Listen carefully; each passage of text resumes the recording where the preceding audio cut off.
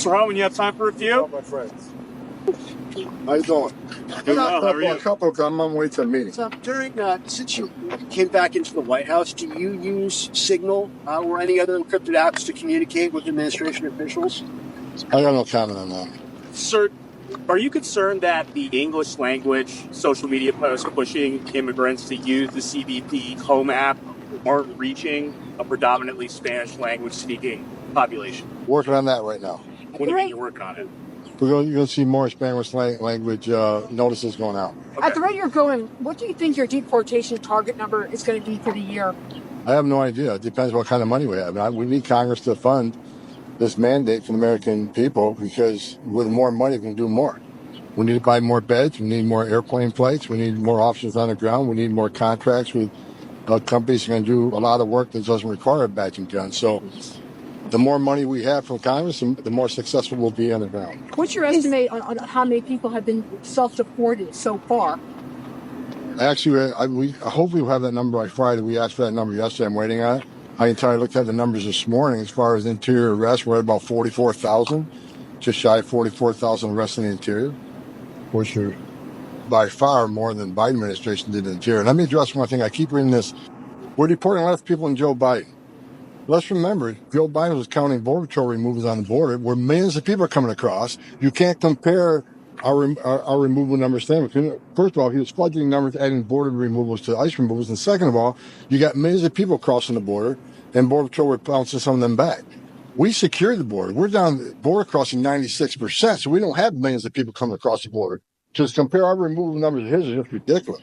We could remove 100% of our people, and he can remove 10% of his people. The number's still going to be higher because we're talking about millions of people coming across. The question that people should be asking, how many did the Trump administration release compared to the Biden administration? We're at about 0, and they're at millions. So that's the difference. And so I'm reading the story about deportation numbers are lower than Biden's. It's fake news. It's not comparing apples to apples.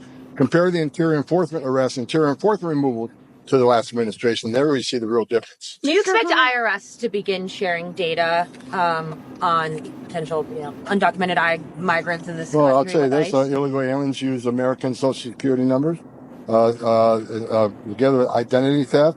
We're looking to protect Social Security. We're looking out to protect United States citizens' identity and their benefits with Social Security. I've done it for a long time.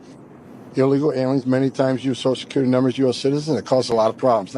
Just identity theft. Even my own family.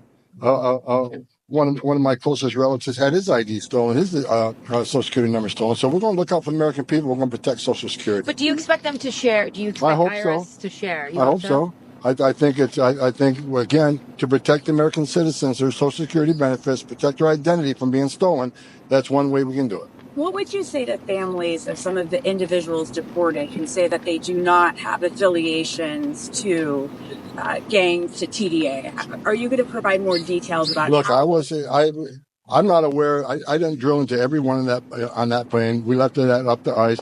The highest officials at ICE have said that they are confident that every one of the Venezuelans on those planes remember TDA. And everybody's, how do you know? Look, a lot of this stuff is law enforcement sensitive. I'm not going to share a lot of this stuff with you because we certainly don't want to show how we do our inside work because that's going to just help the criminals out there once they read it.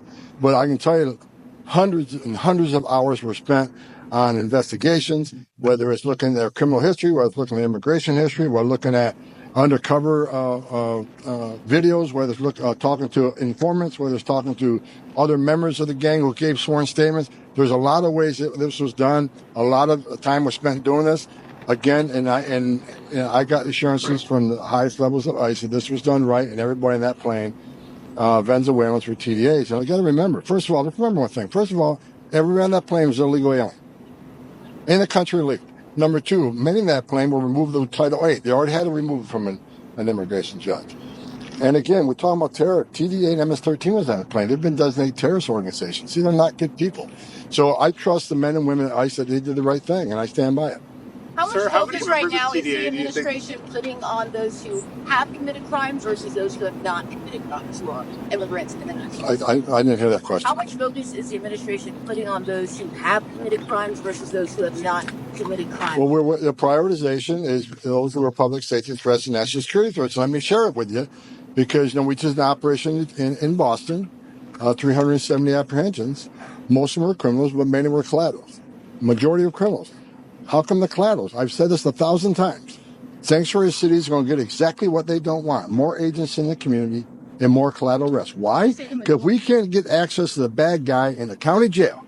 If they're going to choose to release him in the public, which is just releasing a public safety threat in the public, it's just dumb to begin with, because it puts the public safety at risk, right? But when you release that public safety threat back in the public, that means we got to go find him. When we find him, most likely he's with others.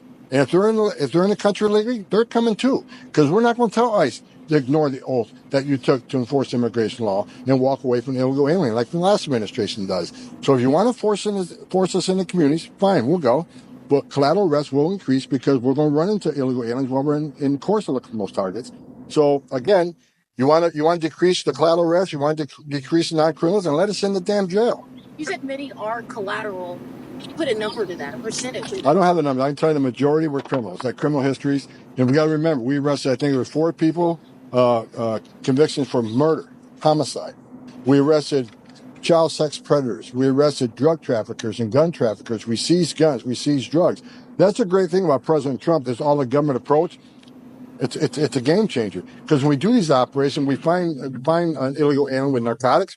DEA's right there to prosecute the case. We find the guns, ATF's right there to prosecute the gun cases. And of course, ICE will continue to prosecute reentries after removal.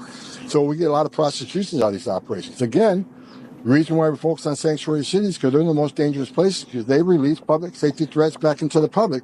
We're a cooperating jurisdiction. We don't have that much of a concern or that big a target of criminal aliens walking the streets. President Trump has made a commitment to American people. We're going to decrease illegal alien crime in the city. We're going to concentrate on public safety threats and national security threats. The data proves what we're doing. We're going to keep President Trump's promise to American people. He was given a mandate to do this. Number one issue, secure the border and deal with illegal alien crime in this country, and that's exactly what we're doing. What's your reaction? I really got to run. I'll be out here a little bit with the